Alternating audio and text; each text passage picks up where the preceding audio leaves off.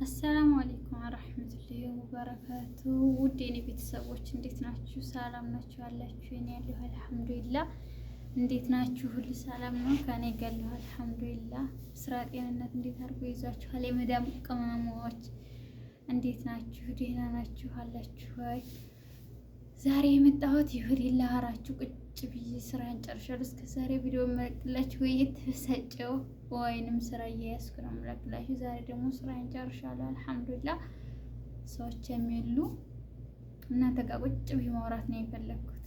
ያኔ የውስጤን ማካፈል ማለትም በቃ እናንተ የውስጥ ስትከፍሉ ወይንም ቪዲዮ ስትሰሩ የሆነ የሚካፈል ነገር አለው። ለምን እንደው አላውቅም። ላይ የሆነ ውስጣችሁ ፍርሃት አይሆንም።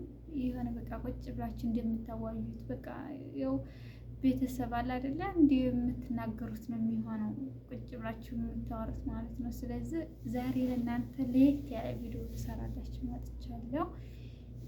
ላይክ፣ ሼር፣ ሰብስክራይብ እንዳይረሳ፣ ለሁሉም ተደራሽ አድርጉልኝ። ያኔ እኔ ዩቲዩብ ስከፍት ብዙ አላማ አለኝ። ማለትም በቃ የቲምን ለመርዳት የታመመን ለማገዝ በቃ ኢንሻአላህ አገሬ ገብቼ ብዙ አላማ አለኝ። ያንን ደግሞ አሳያችኋለሁ።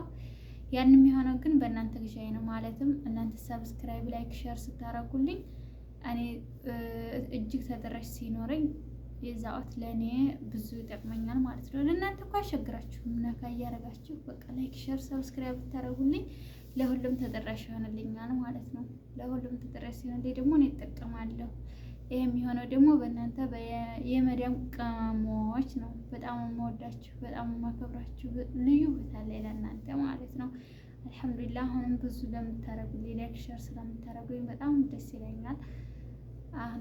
አሁንም ጨምራችሁ ላይክ ሼር ሰብስክራይብ እንዳይረሳ የኔ ውዶች፣ በጣም የምወዳችሁ።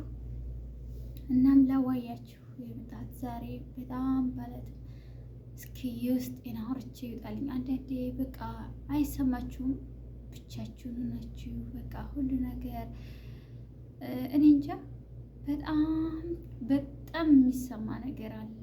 እራሳችሁን ስታስቡት በቃ ሁሉ ነገር ምን ብዬ ልንገራችሁ፣ በጣም ከባድ ነው። በተለይ ሰው ሀገር ላይ እኔ እንጃ ትልቅ ነገር አለ ሰው ሀገር ላይ። ማለትም ኢትዮጵያ ሆነን ስናየው ሰው ሀገር ማለት ድልቱት የሚኖር ሰው ሀገር መኖር ማለት በቃ አይካፋ፣ ዝም ሁሉ ጊዜ ደስተኛ የሚሆን ሰው ነበር የሚመስለን። ማለት ያረግ እሱ እኮ መሸት ባካችሁ ውጭ ሀገር ናት ትባላለች። ግን በጣም ትልቅና መከራ ያለው ውጭ ሀገር ነው። ብቻ ጤና ስለሆነ አልሐምዱሊላህ ይኸው ሰርተን እየኖርን ነው። ግን አረብ ሀገር መምጣት ብዙ ነገር ይቀይራል። እንዴት አትሉ? አንደኛ የቤተሰብን ክብር፣ የቤተሰብን ናፍቆት፣ ቤተሰብ እንዴት እንደሆነ ያስተምራል። ሁለተኛ እናንተ ስትወጡ ብዙ ትምህርት ትማራላችሁ። አገር ላይ ሆናችሁ ምንም ለውጥ የቤተሰብን እንዴት ብላችሁ እንደምትቀይሩ ብዙ አላማ እንደሚኖራችሁ እንዴት ብሎ መቀየር እንደሚጀመር ምናምን አታውቁም።